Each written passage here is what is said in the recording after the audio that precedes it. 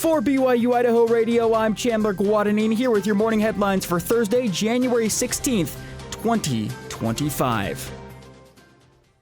A 28-year-old man in Pocatello is charged for leaving puppies in a dumpster. According to EastIdahoNews.com, officials say Tanner Poole of Pocatello was seen putting a box of puppies in the dumpster. The witness then saw him drive south on Randolph Avenue away from the Maverick. Police identified Poole through video footage at the gas station after seeing his beige GMC truck. 4 of the 7 puppies survived after being found by an employee at the Maverick. Poole faces 7 misdemeanor counts of animal abandonment and 8 misdemeanor counts of animal cruelty. The Tabernacle Choir at Temple Square will not be performing at President-elect Donald Trump's inauguration this coming Monday. This marks a break from tradition as the choir has performed at 6 previous inaugurations, including Trump's 2017 ceremony where they sang America the Beautiful. Country music star Carrie Underwood will perform America the Beautiful at the inauguration, accompanied by the Armed Forces Chorus and the United States Naval Academy Glee Club.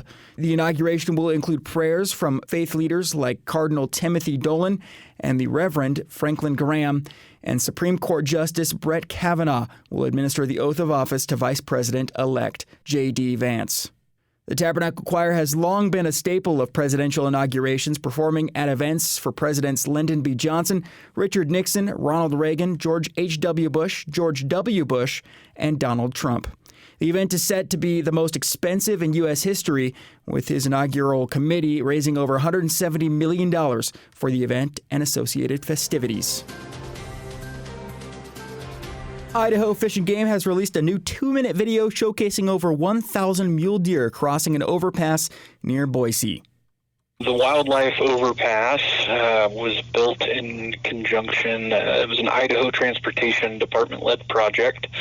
The area that it was built in was identified as an area where we had a high number of wildlife vehicle collisions. And so using some of the collaring data that we had, as well as the vehicle collision information, that was decided on as a spot that would benefit from a crossing structure. That's Brian Pearson. He is the Regional Communications Manager for Fish and Game in Nampa. He spoke about why the overpass was constructed. Footage captures mule deer safely crossing the overpass. This overpass structure was primarily built for mule deer, although different species use it, including elk, and we've also got some video of that.